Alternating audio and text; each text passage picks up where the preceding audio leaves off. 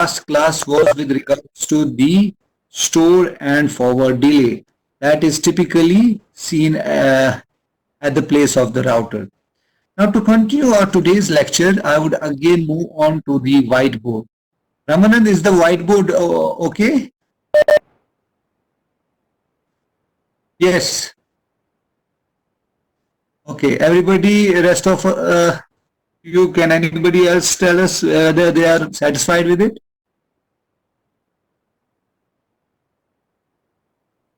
Okay, no problem. Should I'll put my video off so that I can save up on bandwidth so that you can get it clear. Okay.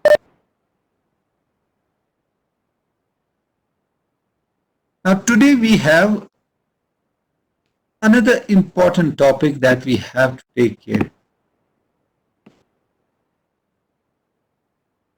This is what we know as packet forwarding in computer networks. So we saw it can be either circuit switched or it can be packet switching. Now within packet switched networks, there can be two types.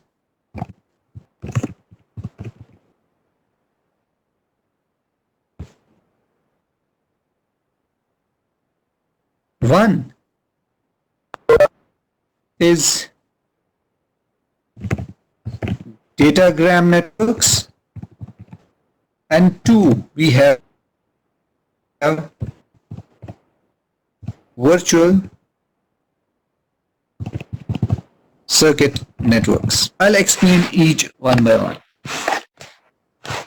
The main difference between the two is that they differ in whether their switches use destination address or whether they use virtual circuit numbers to forward the packet from one end to another end. Which means if I use a datagram network in a packet switch network, which is basically part of packet switch network, I would have to use destination address to transmit, what we call as IP address. But if I use virtual circuits network, I will not be using the destination IP address to transmit. Instead, forward my packet to the destination from the host. Okay. What we typically use in internet generally, we would have an IP address. But there are some networks which use virtual circuiting in it. And that is an example I will write here of virtual X.25. We call this as X.25, frame relay, ATM. These are the main examples which use virtual circuit networks. Let's first start with this virtual circuiting or virtual circuit network. I'll draw a figure to understand this virtual circuit.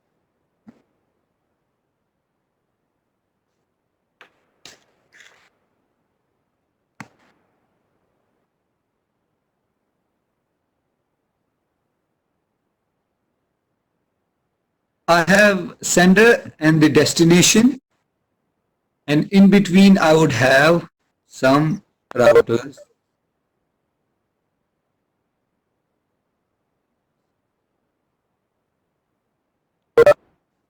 Each are connected to each other using links.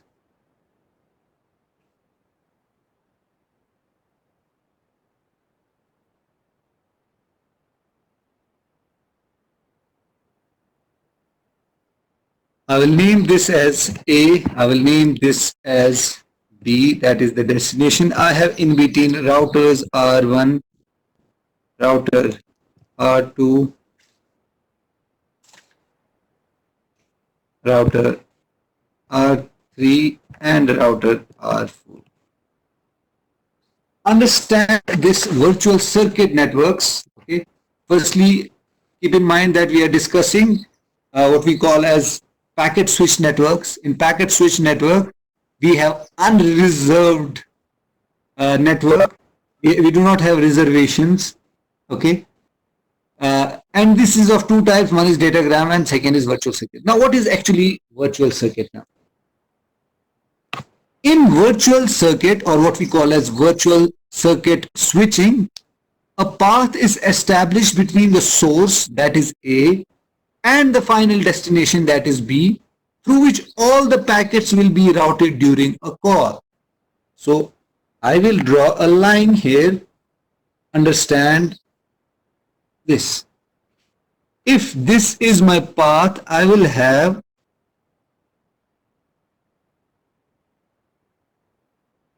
this path to transmit all the packets through the call.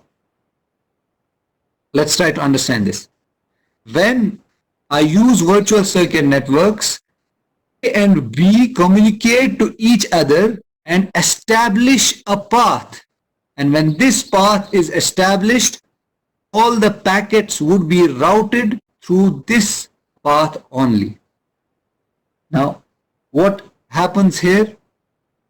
For this path, as a user, A would think that this path is only for me. Nobody else is utilizing this dedicated circuit. This is what we call as a dedicated physical circuit. I'll just mention here.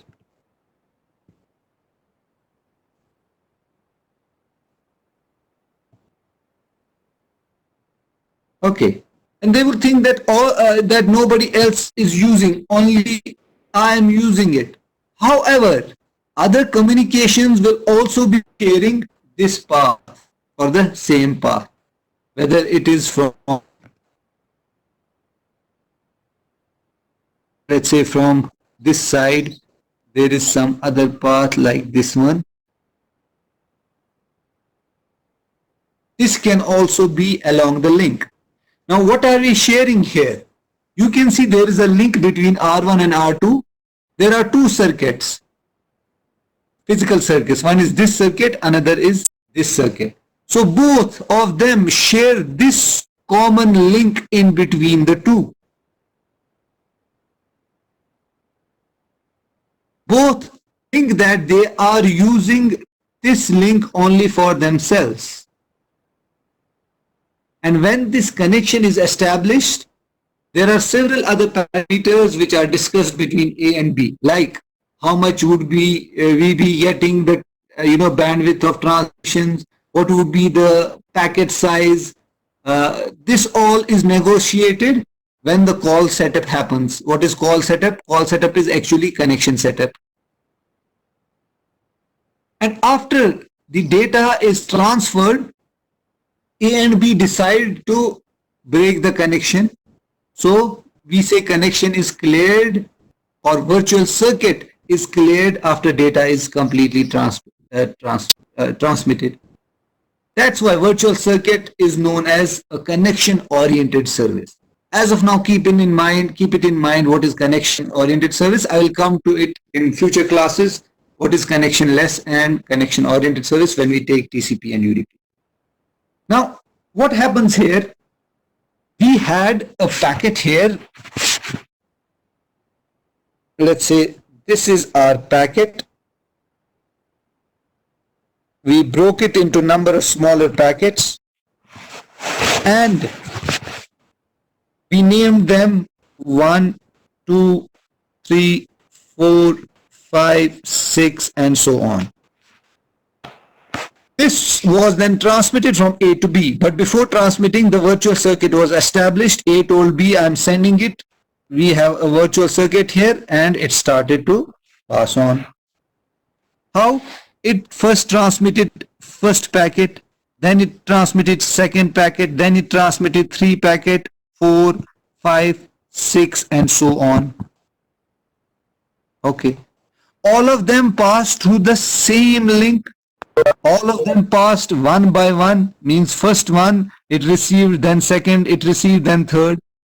This means packets are delivered in order. All of them take the same route. You understand what's in order? 1, 2, 3, 4, 5, 6, 7, 8. One by one they get it. Same route means the same virtual circuit, the same dedicated physical circuit that was connected here. It uses that.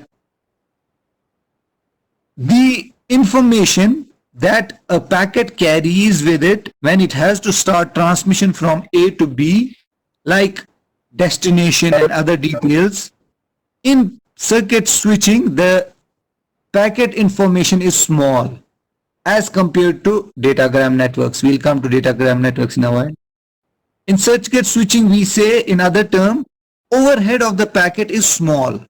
What is the overhead? Overhead is actually, let's take an example that you have to send something, and within this you put on the cover, the envelope, then you pack it, do the packaging, then you put the sticker and so on.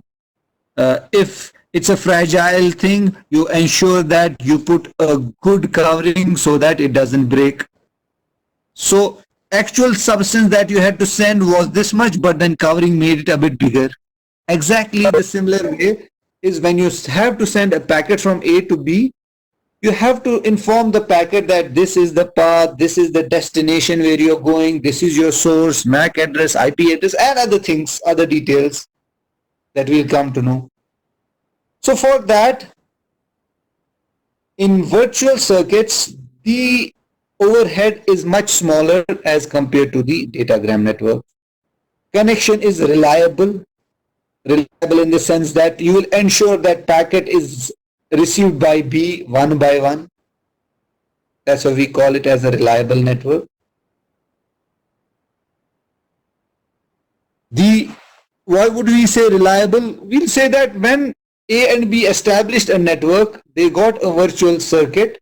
You know that you have, thought of congestion, you have thought of other things while you have done the call setup itself. So you are aware of how much would be the minimum transmission rate, maximum transmission rate that you will be getting, and your network would have planned accordingly. Billing is also easier in this sense in virtual circuits. It has some disadvantages in the sense that, for example, routers that we use in networks that we use are not as powerful as compared to this one. So it means virtual circuit switching equipment needs to be more powerful than the datagram networks. And if there is a link loss, this is the disadvantage. For example, if this connection, I'll put up a cross here, if this link is down between R1 and R2, this has to be re-established. Means you cannot, if packet was flowing from this, you cannot, if packet was flowing like this, you cannot change the direction like this so easily. Why? First, A and B have to renegotiate. They would have to create a new path. This would be gone. They would have a new virtual circuit like this. And then they would start transmission. This is known as resilience of a network. So resilience to the loss of a trunk, what I mean to a link, is more difficult. Failure would take some time to get back because negotiation between A and B to complete a circuit or to actually make a circuit takes some time. All right. This is basically a virtual circuit. Now, what are the things that we require within a virtual circuit? Let me clear this up.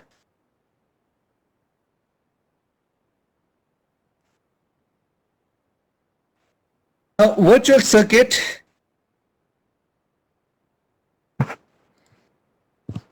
I'll write in short VC, consists of, number first, a path. What is a path? It's a series of links and packet switches between source and destination. As an example here,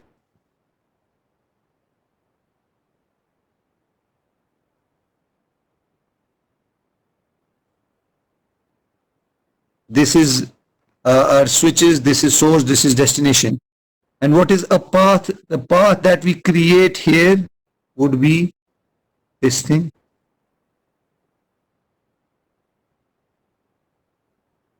Number one. Number two, we need virtual circuit number. And what is a virtual circuit number? There is a number for each link along a path.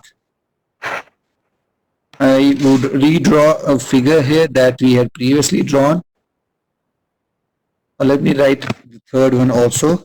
And the third one is entries in virtual circuit number, translation tables in each packet along the path.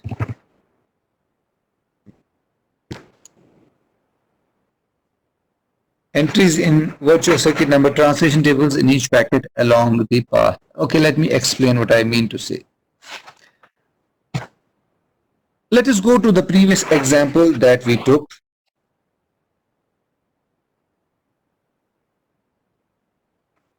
I'll again make the two nodes. This is the sender and the receiver.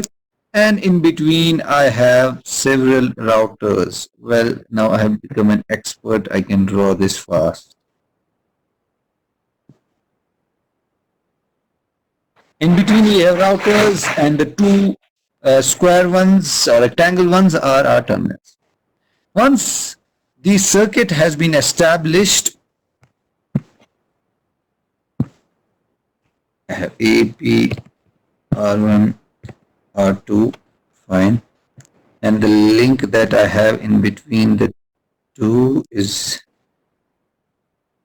let's say, this.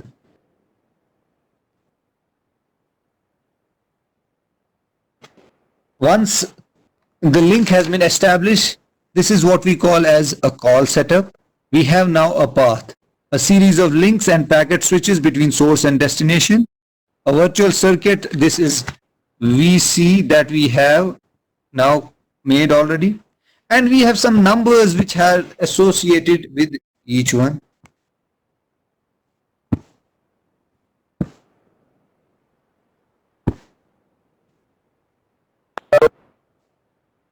Virtual circuit numbers associated with each.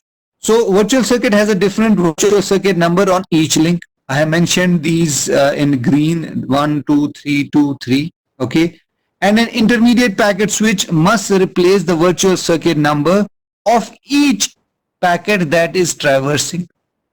So when a packet leaves from A, if this is our packet, when it leaves from A, the information that it has, okay, the information that it has when it leaves A would be that it would traverse through a path which is with virtual circuit number 1, 2. Okay, I repeat again. We have a network given here. A communicates with B. They establish a virtual circuit, the line given here as VC. The virtual circuit that has been created here, I will have it as A-R1-R2-B. Now the packets have to transmit through this virtual circuit. All packets starting from the host A to the destination B traverse through this link only, VC, A-R1, R2, B. A assigns a virtual circuit number within the packet, this, and tells the packet that this is your virtual circuit number, traverse based on this. This would take you to the destination. It will not give the exact destination of B. Keep that in mind. It will give an intermediate virtual circuit number that will take it from A to R1. Now we have a packet here which reaches to R1. We had 12 here. Okay, the packet, once it reaches to R1 router, packet checks it. It sees that it has 1, 2 given here. As per its VC translation table within the router, it changes this 12 from it, removes this 12 and puts a new entry. And what that entry would be? 2, 2.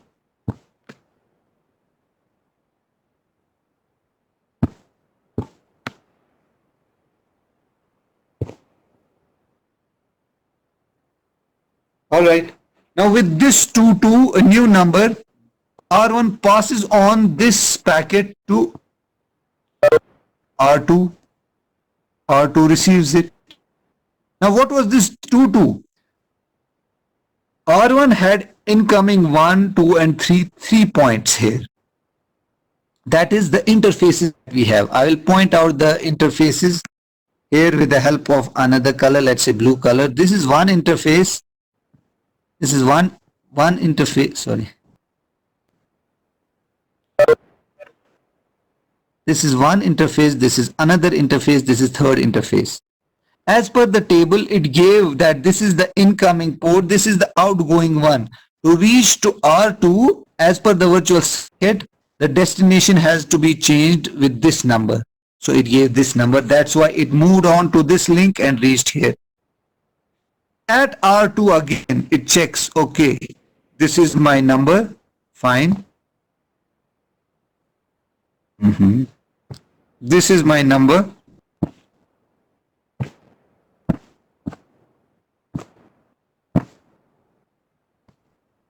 What's that?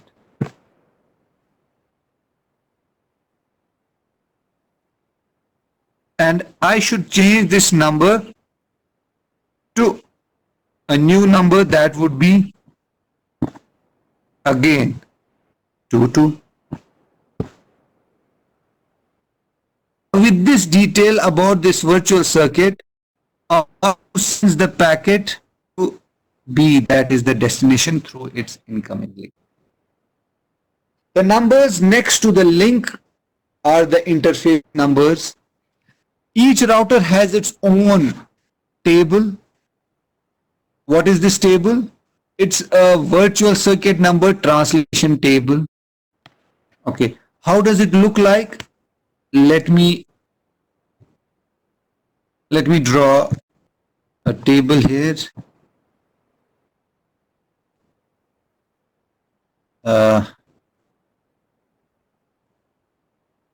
This is the virtual circuit table that we would have.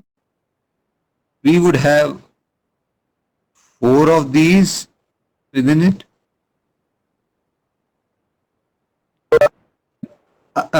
Here we have incoming interface. Here we have incoming virtual circuit number. Here we have outgoing interface, and the last one we have outgoing virtual circuit number. So what we have here is basically, if we have as interface 1, incoming was 1, 2, outgoing interface 2, outgoing virtual circuit number we gave 2, 2. Likewise, we would have, for example, for 2, incoming interface is 3, 4, something like that. Outgoing interface is 1, outgoing interface is 1, 7.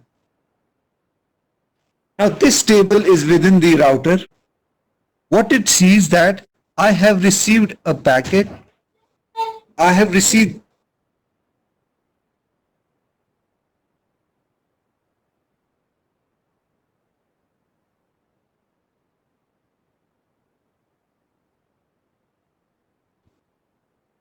when incoming interface is 2. So when incoming interface is 1 and incoming virtual circuit number is 1, 2, by the table it gets to know that its outgoing interface is 2. If its outgoing interface is 2, what is the outgoing virtual circuit number I should place there? So it removes the 12 and puts in 2, 2. So that is how this router actually would work. And if a network employs a virtual switch, it must maintain state information for ongoing connections. What is the state information? State information involves all the details that are required for virtual circuit. What are the intermediate routers? What packets have been sent? What have been sent and what haven't been sent and so on. This is virtual circuits. Any question about virtual circuit? I hope you understand. The second part of our class is about datagram network. What is datagram network? Datagram network is the network that we typically use. That is how I am communicating with you. It's analogous to postal service basically.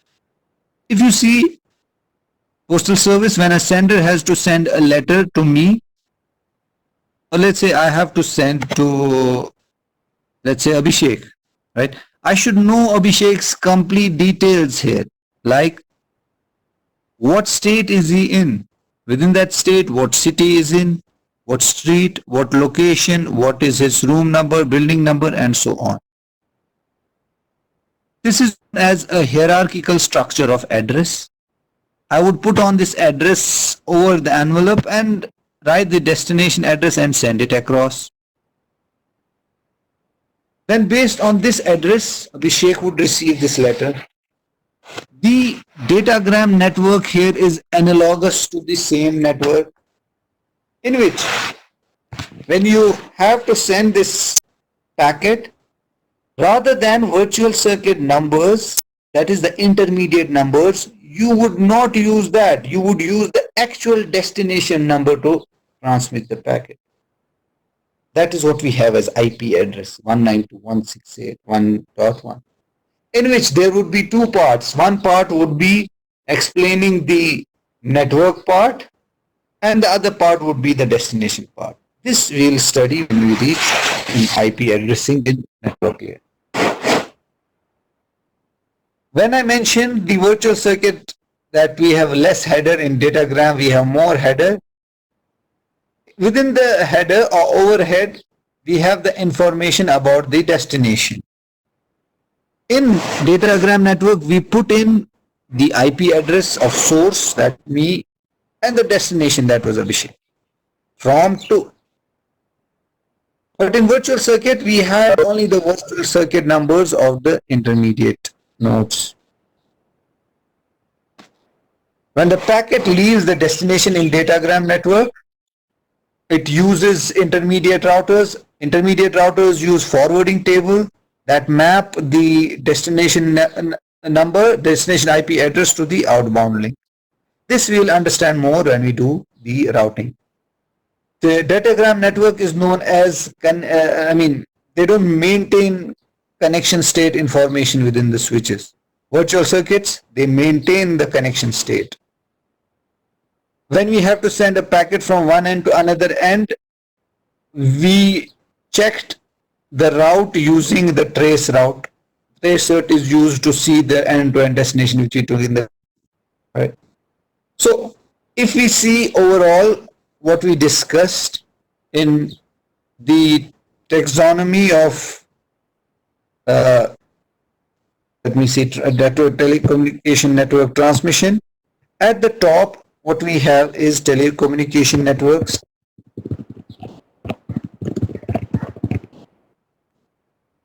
Then on one end we have circuit switch networks.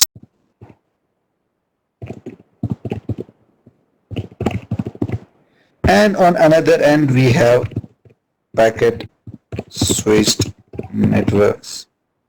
Circuit switched can employ two things, FDM or TDM to transmit, and packet switch network can use datagram networks or virtual circuits.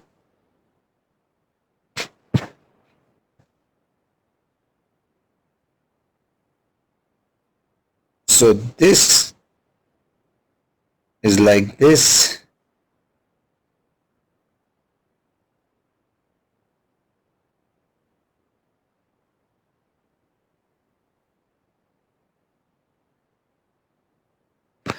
This is the summary of what we have discussed till now.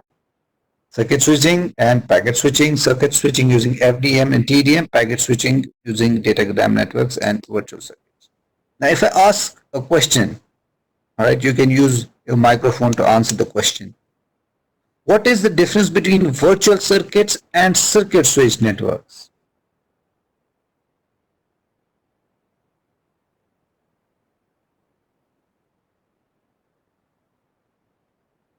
Anybody?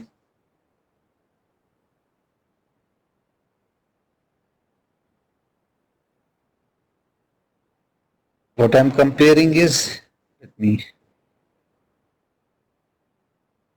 this.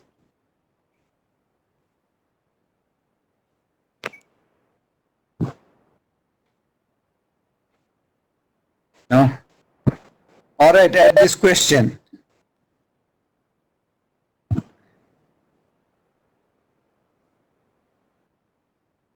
I'm adding this to your assignment. Yes, yes.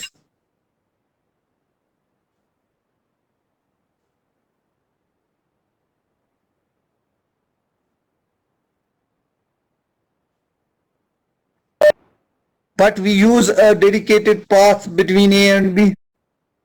And what is a virtual circuit as such?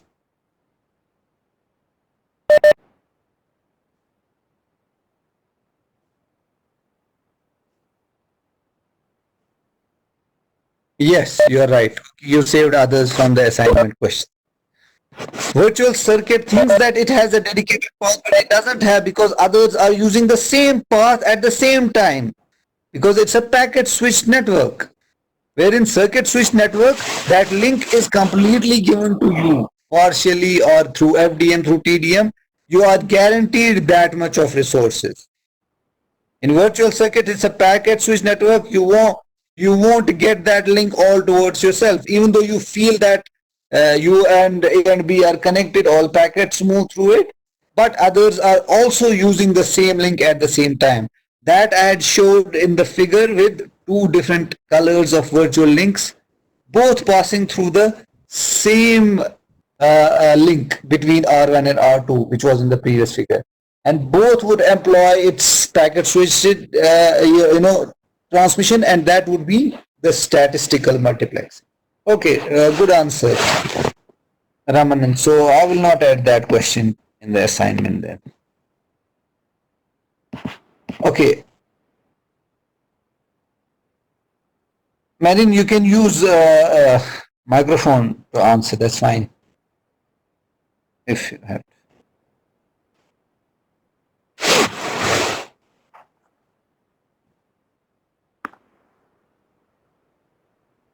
Any questions?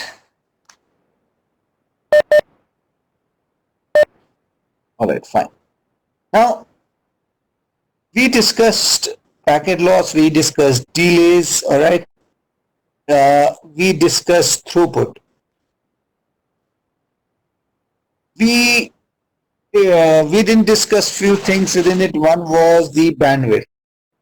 I'll finish this bandwidth and then we are done with this part, and we'll start with OSI layering. That would be the main thing.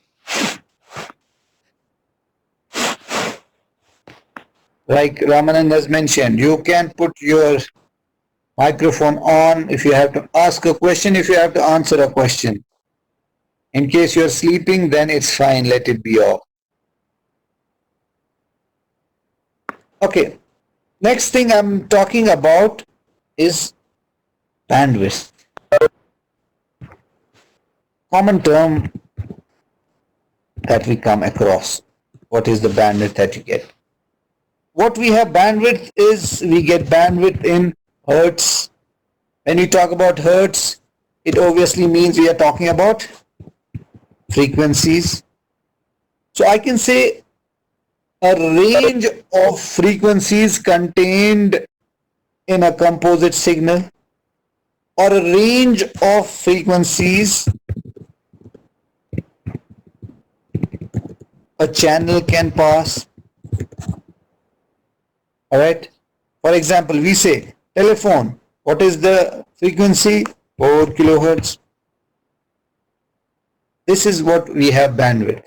Now, if I say in hertz, all right, like telephone, this is fine as well. Or the second way I can say is bandwidth in bits per second. And what we mean by this? It means number of bits that a channel or a link or a network can transmit per second.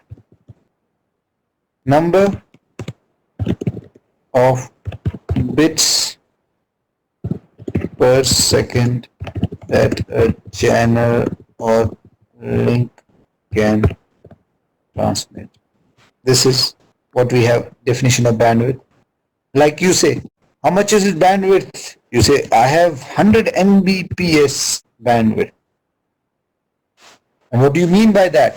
This will be these many bits per second that your link can transmit across the channel. And what is the relationship between frequency in hertz and bandwidth? I mean bandwidth in hertz and bandwidth in bits per second. The relationship is that if you increase in bandwidth in hertz, it means it's increase of bandwidth in bits per second. What do you mean by increase of bandwidth in hertz? Means the range, the frequency range in a signal is increased, means transmission capability is increased, so you can have more bits transmitted per second. Right? You can see within the book there would be some examples of these, like bandwidth of subscriber line is 4 kilohertz for voice or data. Bandwidth of transmission line for data transmission can be 56 bits per second using modem.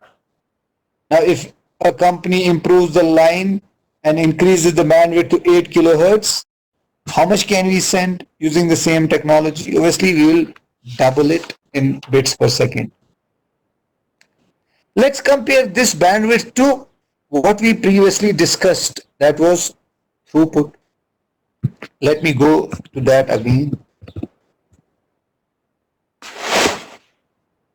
Now, bandwidth was you send the data bits per second, whether it's useful, whether it's not, whether it was required, whether it's not, whether it was successful, whether it's not.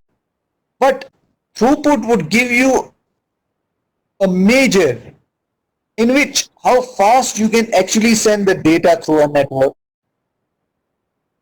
Bandwidth and throughput, bandwidth also bits per second, throughput also bits per second, it seems a bit same. But we can send, like let's say if we have a bandwidth of, let me say here, I'll say bandwidth in short BW. If I have a bandwidth of B bits per second,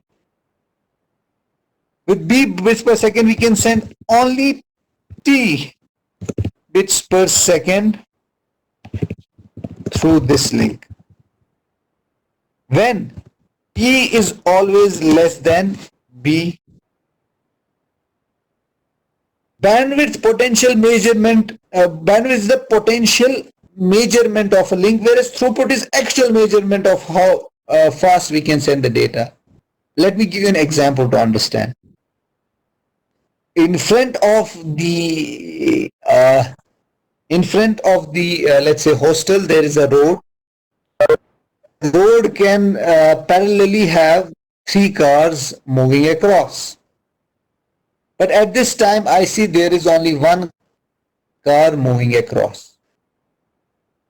How much is the capacity? 3 cars.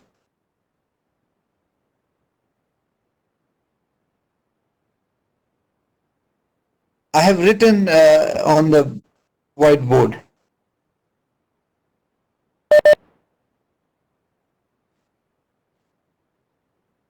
It's showing nothing. Can you see throughput written there?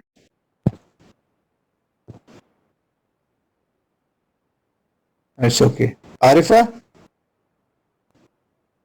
Okay. Did you get it, Arifa?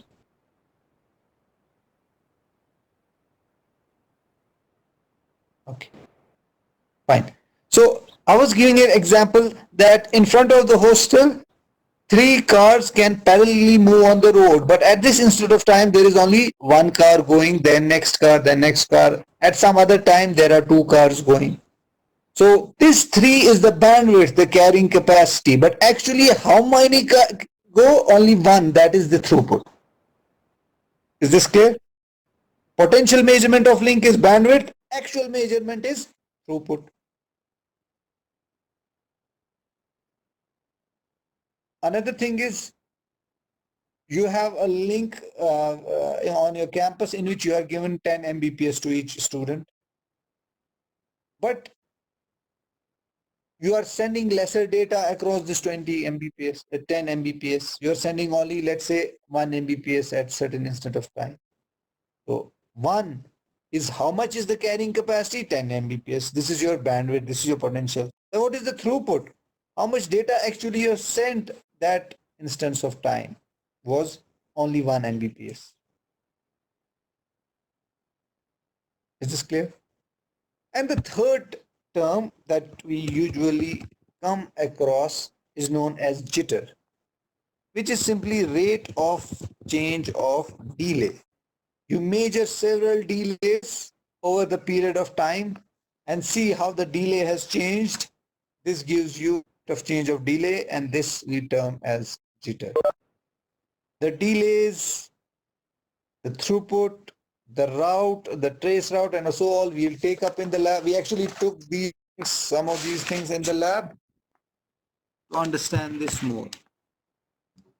Now I move on to the next part of our class. For this, I would like you to open the PPT that we had already previously shared. I will not share it. I would use the whiteboard. If I use the whiteboard, then I won't be able to. I mean, if you can separately open it, that's fine then.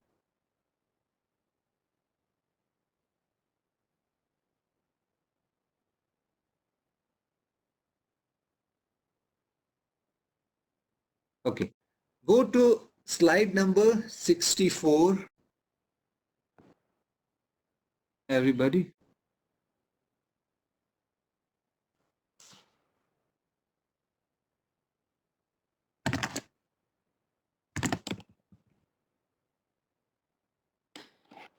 Within the slide number 64, it says protocol layers and reference model.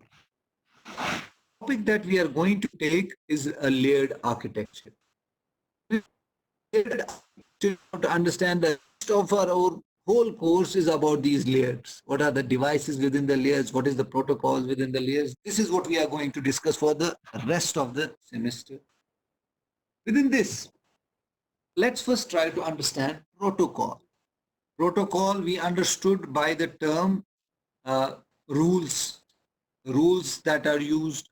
Why we need rules? We need rules if we have to communicate something to somebody. The example that I gave while we were discussing the term protocol was when I was talking with Ramanand, I'll say hi, he will say hello, sir. I'll say, Ramanand, what time will we have class? He will say, sir, at 2 p.m. I'll say, okay, Ramanand, right? We used a specific human example in which there is a procedure of communicating between the two persons. Likewise, in networks, we replicate the same thing. You would have protocols to communicate between the two. And to understand that, we have different devices, we have different links, we have different protocols, like you say HTTP, UDP, TCP, MAC, and so on. What the designers have done, they have termed this as a layered architecture in which they have placed each device in a different layer, each protocol in a different layer. Why? So that we can understand this easily. What we have different pieces of networks lying here and there, which involves hardware, software, protocols, application, media, and so on. How to organize, how to discuss, how to understand this. Now, in the same PPT that we have shared at the first time, there's only one PPT which we have shared, the first one. That is chapter 1, versions 8.0. Slide number 63.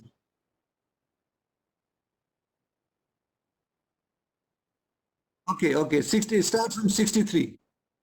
That's fine, fine, fine. 63. Yes, yes. I'm going to actually 64 itself, but now move to 64. This is an example of air travel. Now, when you say that I came to Srinagar from Delhi, it's a simple example like we say I sent a packet from A to B. But how did you actually move from A to B? You first, from Delhi to Srinagar, you first purchased the ticket, then you went to the airport, checked in the baggage, then went to the gate, went into the aeroplane took off, right? Airplane did routing, reached Srinagar, landed there on the runway. You went down from the plane, took your baggage, and went to your destination. So, saying that I came from Delhi to Srinagar is not that simple. There were a lot of phases that you went across. So, this example in next slide 65 can be horizontally broken. You travel from Delhi to Srinagar, in which the first stage was ticketing stage, purchase or any complaints. This comes under ticketing service. The second stage was baggage service, in which you had to check in the baggage at the destination, you have to claim the baggage.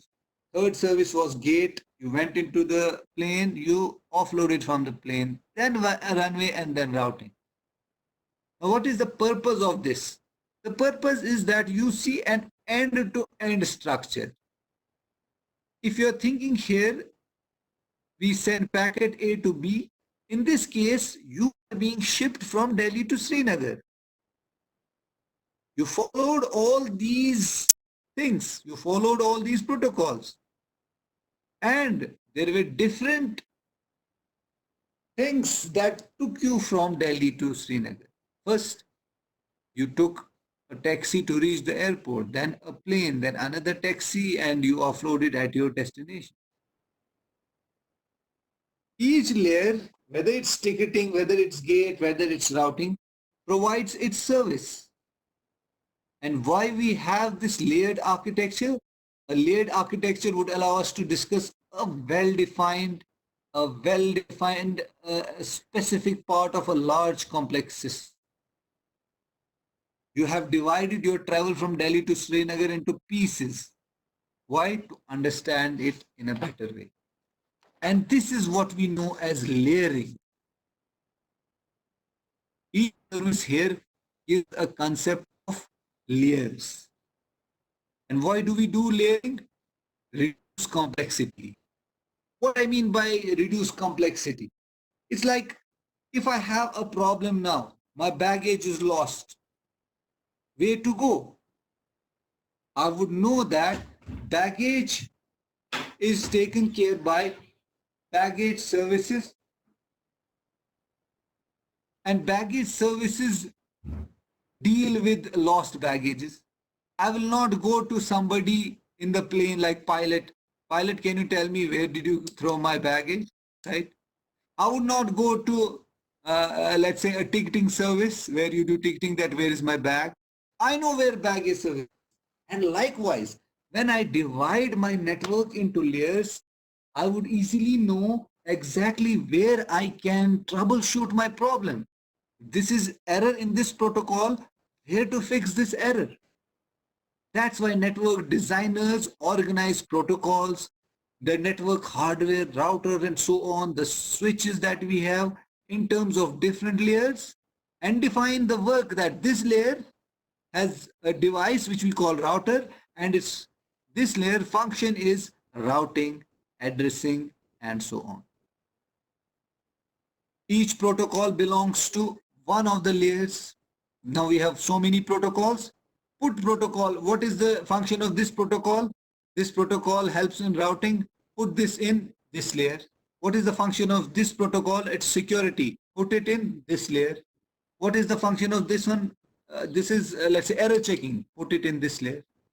Now we have a lot of devices. Divide each device, put it in some specific layer. So move to slide number 66. It says why layering. Layering helps us in dealing with a complex system. You can easily identify a relationship between these models that we call it as a layered reference model. Not just troubleshooting. Troubleshooting means where to find the error. You can easily, maintain and upgrade the system. Okay.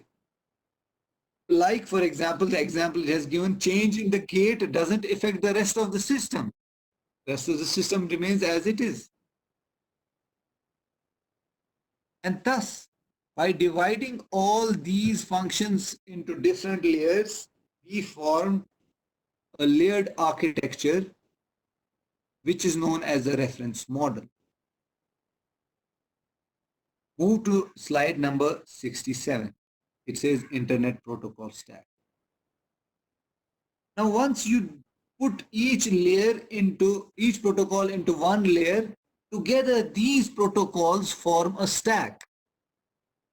And when these protocols taken together, they form what we know as Internet Protocol Stack. So what is protocol stack? Just the stack of different protocols of different layers taken together is basically protocol stack. All right. And also another term that we would use is protocol data unit. At each layer, we will have this message which we call as a data unit, or simply PDU, protocol data unit. If I talk about NPDU, N here defines what layer I am talking about. If I'm talking about network layer, I would have NPDU as network layer. Layer 3 is protocol data unit. So what is data unit? Basically, it's just the message within that layer. Next term that we come across, I'll use the board for it. Now, since I defined this protocol as a stack, I have different layers. What layers? I'm coming to that in the next class. Now I have layer N,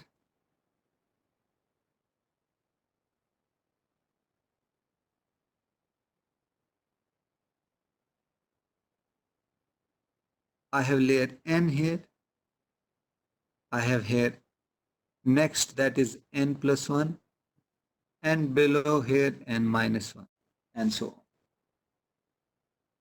Now, layering is done in such a way that each protocol is within a specific layer, yes, but each protocol within that layer relies on another protocol. In the sense that if I have a protocol here within this layer, that is N, if there are protocols here, it would rely on a protocol which is under it, that is this one, N minus 1. Repeat. I have protocols in layer N, and I have to send this packet from A to B. Layer N in A would pass this protocol data unit or PDU to N minus 1, that is the layer below it. And N minus 1 would pass to N minus 2 until it reaches to the link. So this is my link. So if this is A as host and B as destination, P would also have a protocol stack.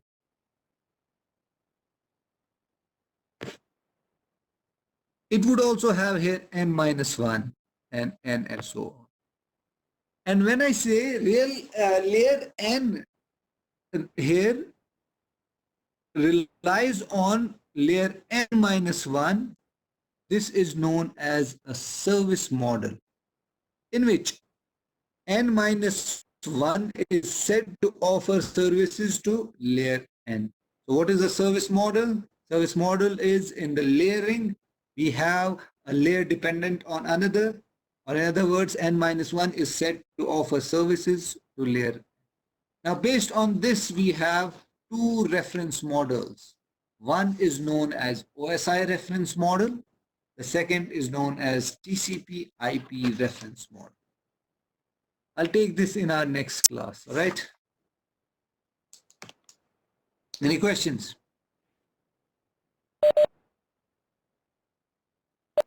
Okay, I've given you an assignment, the due date and the details are given there.